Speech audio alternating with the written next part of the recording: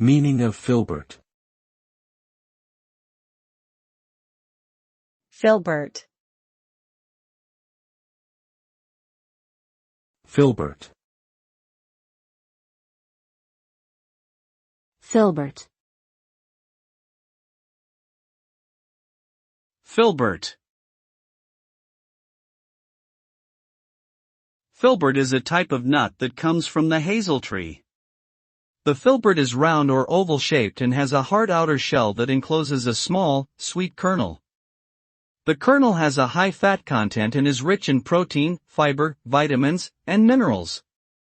Filberts are often eaten raw or roasted and can be used in a variety of recipes, including baked goods and candy. They are also used to make nut butter, which is a popular spread for bread and crackers. Overall, filberts are a nutritious and delicious snack that can be enjoyed in many different ways.